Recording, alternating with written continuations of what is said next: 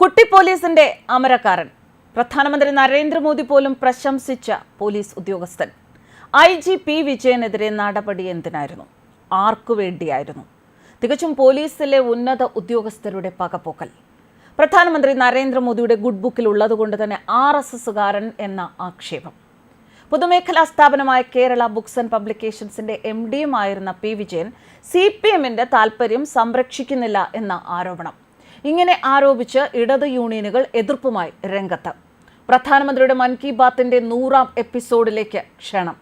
ഇതൊക്കെ ചിലരുടെ എതിർപ്പിന് കാരണമായി എന്നാണ് വിവരം.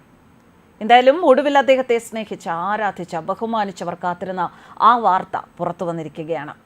സസ്പെൻഷനിലും അന്വേഷണത്തിലും ഒക്കെ കുടുങ്ങിയ ശേഷം സർവീസിലേക്ക് തിരിച്ചെത്തുകയാണ് IGP വിജയൻ. ഒടുവിൽ സ്ഥാനക്കയറ്റത്തോടുകൂടി തിരിച്ചുവരവ്. ADGP-ആയി സ്ഥാനക്കയറ്റം ലഭിച്ച P വിജയനെ പോലീസ് അക്കാദമി ഡയറക്ടറായി സർക്കാർ നിയമിക്കുകയും ചെയ്തു എന്ന വാർത്ത പുറത്തുവരുമ്പോൾ അഴിമതിയില്ലാത്ത നല്ല ഭരണം, കുറ്റവാളികൾ രക്ഷപ്പെടാത്ത നല്ല നീതി നിർവഹണം, ഇതൊക്കെ ആഗ്രഹിക്കുന്ന ഒരു പൗരൻ അറിയാതെ പറഞ്ഞു പോകും. സത്യം എന്നായാലും മറനീക്കി പുറത്തു വരും. അതെ, സത്യം മറനീക്കി പുറത്തു വരികയാണ്. എന്താണ് IGP വിജയന് സംഭവിച്ചത്? ജനങ്ങൾക്ക് വേണ്ടി നല്ല പോലീസ് ഓഫീസർ എന്ന നിലയിൽ നല്ല കാര്യങ്ങൾ ചെയ്തതോ? ഏലത്തൂർ ട്രെയിൻ ആക്രമണ കേസ് എല്ലാവർക്കും അറിയാം. അന്ന് അദ്ദേഹമായിരുന്നു തീവ്രവാദ വിരുദ്ധ സേനയുടെ തലവൻ. ഏലത്തൂർ ട്രെയിൻ ആക്രമണ കേസിലെ പ്രതി ഷാറൂഖ് സൈഫിയെ മുംബൈയിൽ നിന്ന് കൊണ്ടുവന്ന ഉദ്യോഗസ്ഥരുമായി ബന്ധപ്പെട്ടു വിവരങ്ങൾ ചോദിച്ചറിഞ്ഞ് കേസ് നേരായ വഴിക്ക് നയിക്കുകയും ചെയ്തു എന്ന കുറ്റം ചുമത്തിയാണ് IG വിജയനെ സസ്പെൻഡ് ചെയ്തത്. ഏലത്തൂർ ട്രെയിൻ ആക്രമണ കേസ് തുടക്കത്തിൽ അന്വേഷിച്ചത് കേരള പോലീസിന്റെ തീവ്രവാദ വിരുദ്ധ സ്ക്വാഡായിരുന്നു. ഇതിന്റെ ചുമതല IGP വിജയനായിരുന്നു.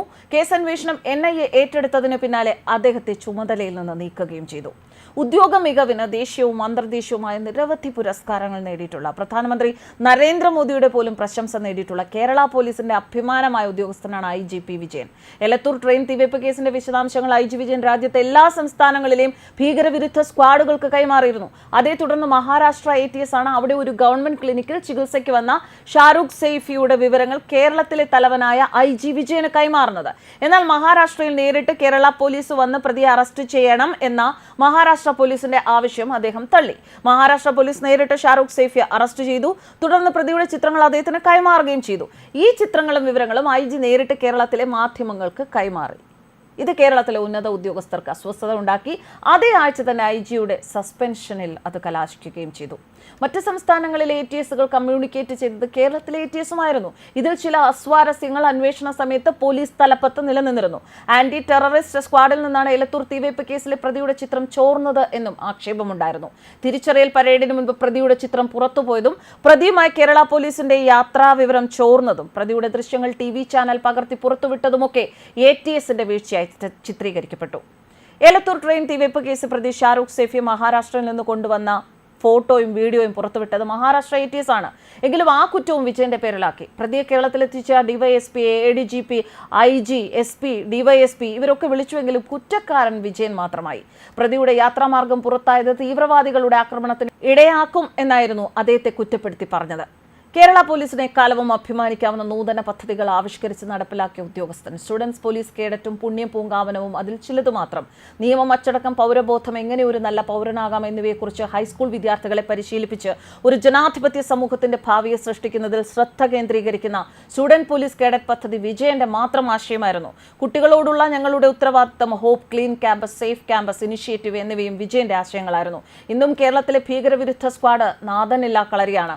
കേരളം തീവ്രവാദികളുടെ ഹബ്ബ് എന്ന പേരിലാണ് അറിയപ്പെടുന്നത്. ഏറ്റവും കൂടുതൽ ലവ് ജിഹാദ് കേസുകൾ, ഏറ്റവും കൂടുതൽ PFI നേതാക്കന്മാരുടെ അറസ്റ്റ്, ഏറ്റവും വലിയ PFI നെറ്റ്വർക്ക്, ബാംഗ്ലൂർ സ്ഫോടനം, കോയമ്പത്തൂർ സ്ഫോടനം, കാശ്മീർ പ്രശ്നങ്ങൾ, ഇതിനൊക്കെ ചുക്കാൻ പിടി നടക്കുന്നത് കേരളത്തിൽ നിന്നുള്ള പ്രവർത്തനങ്ങളെന്ന് ഇന്റലിജൻസ് റിപ്പോർട്ടുകൾ പുറത്തു വന്നിട്ടും ഭീകരവിരുദ്ധ സ്ക്വാഡ് തലവനില്ലാതെ നാദനില്ലാ കളരിയായി ഒഴിഞ്ഞു കിടക്കുമ്പോഴും കേരളത്തെ നടുക്കുകയാണ് പല വിവരങ്ങളും.